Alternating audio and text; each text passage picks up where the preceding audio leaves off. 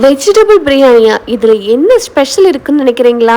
நானும் அப்படி தான் நினச்சேன். ஆனால் இன்றைக்கி நான் பண்ண போகிற இந்த வெஜிடபிள் பிரியாணியில் ஒரு சின்ன சீக்ரெட் தான் இதை ரொம்பவே டேஸ்டியாக மாற்ற போகுது.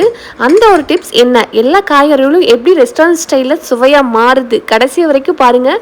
நீங்களும் வீட்டிலையே சூப்பரான வெஜிடபிள் பிரியாணி செய்யலாம். இன்றைக்கி சூப்பராக பண்ண போகிறோம். வாங்க எப்படி செய்யுதுன்னு பார்க்கலாம்.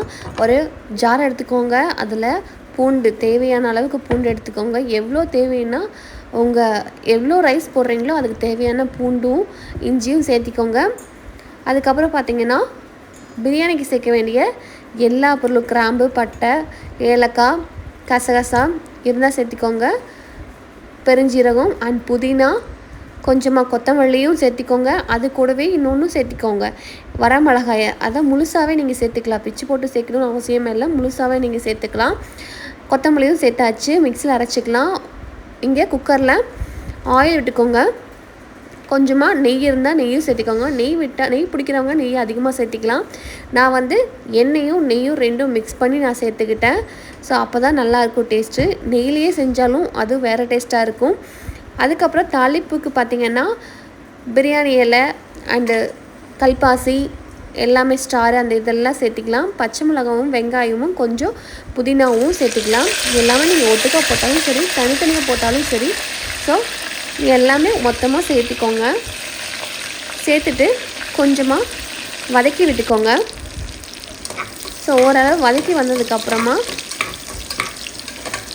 தக்காளி சேர்த்துக்கோங்க. தக்காளி கம்மியாக தான் சேர்க்கணும்.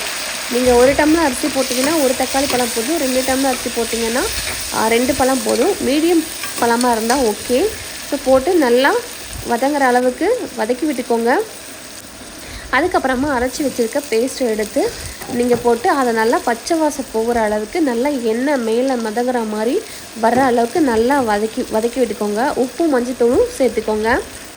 அதுக்கப்புறம் அதிலே கொஞ்சம் இருக்கிற மசாலையும் கழுவி நல்லா அதிலே ஊற்றிக்கோங்க. ஸோ அந்த தண்ணி அளவாக ஊற்றணும், ரொம்ப ஊற்றிடாதீங்க. ஸோ அது சுண்டுறக்கே ரொம்ப நேரம் ஆயிரும்.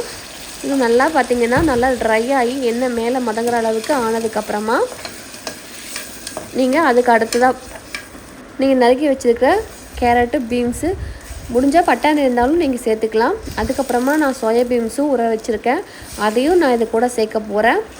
ஸோ காய்கறிகள் அளவாக போடுங்க, அதிகமாக போட்டாலும் நல்லா இருக்காது. இதையெல்லாம் சேர்த்து நீங்கள் நல்லா வதக்கணும். கொஞ்சமாக அந்த காய்கறியில் அந்த காரமும் உப்பும் பிடிக்கணும்.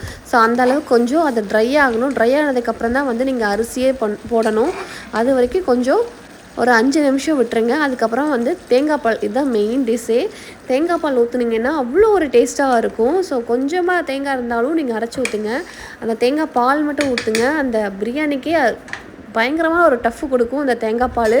ஸோ அவ்வளோ டேஸ்ட்டாக வரும். ஸோ தேவையான அளவு தேங்காய் பால் எடுத்துக்கோங்க.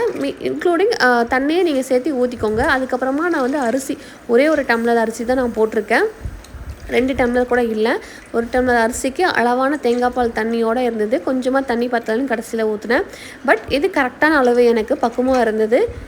உங்களுக்கு தேவையான அளவு பக்குவத்தோடு நீங்கள் தண்ணி ஊற்றிக்கோங்க. அதிகமாக ஊற்றுனீங்கன்னாலும் கொஞ்சம் குழஞ்சி போயிடும். அளவான தண்ணி ஊற்றுனீங்கன்னா நல்லா உதிரியாக உங்களுக்கு சாப்பாடு நல்லாவே கிடைக்கும். இது எல்லாத்தையும் சேர்த்து நீங்கள் நல்லா கலக்கி விட்டுக்கோங்க. ஸோ கலக்கி விட்டுட்டு உப்பும் காரம் எல்லாம் கரெக்டாக இருக்கான்னு செக் பண்ணிக்கோங்க. செக் பண்ணி பார்த்தீங்கன்னா உங்களுக்கு பர்ஃபெக்டாக இருந்துச்சுன்னா நீங்கள் குக்கரை போட்டு மூடி வச்சுட்டு 2 விசிலில் நீங்கள் இறக்கிடுங்க. நான் கொஞ்சம் தண்ணி பத்தலேருந்து தண்ணி ஊற்றுறேன். நான் பார்த்திங்கன்னா நம்ம ஒரு சக்தி பிரியாணி மசாலா தூள் தான் கொஞ்சமாக சேர்த்துக்கிறேன். நான் மிளகாத்தூள் கூட சேர்த்துக்கல. ஸோ இந்த பிரியாணி தூள் தான் சேர்த்துக்கிறேன். அதுக்கப்புறமா பார்த்திங்கன்னா நல்லா கிளறி விட்டுட்டு உப்பு காரெல்லாம் செக் பண்ணிக்கோங்க. 2வது ஒரு டைம் நல்லா செக் பண்ணிவிட்டு லாஸ்ட்டாக நீங்கள் கொரியாண்டர் லீஃப் சேர்த்திக்கோங்க. கொஞ்சமாக போடுங்க. சேர்த்திட்டு ஒரு கொதி வந்தோடனே நீங்கள் அப்படியே குக்கரை போட்டு மூடி வச்சுருங்க. 2 விசில் தாங்க. விசில் வந்ததுக்கப்புறம் எடுத்து பார்த்திங்கன்னா சூப்பர் மணமாக இருக்கும். விசில் வரும்போதே மணம் வர ஆரம்பிச்சிடும். ஸோ அவ்வளோ மணமாக இருக்கும். ஸோ 2 விசில் வந்துருச்சு. அதுக்கப்புறம் எடுத்து பார்த்தா இப்படி தான் இருக்குது பிரியாணி. பாருங்கள் எவ்வளோ உதிரியாக இருக்குதுன்னு. நான் கூட சோயா சங்க்ஸ் சேர்த்துக்கிட்டேன். ஸோ ஃப்ரை பண்ணேன் கொஞ்சம். ஸோ அந்த விலாகு நான் இன்னொரு வீடியோவில் போகிறேன். இந்த வீடியோ உங்களுக்கு பிடிச்சிருந்துச்சுன்னா மறக்காமல் லைக் அண்ட் சப்ஸ்கிரைப் பண்ணுங்கள். வீடியோவை ஃபாலோ பண்ண மறந்துடாதீங்க. தேங்க்யூ. நம்ம நெக்ஸ்ட் வீடியோவில் சந்திக்கலாம். பாய்.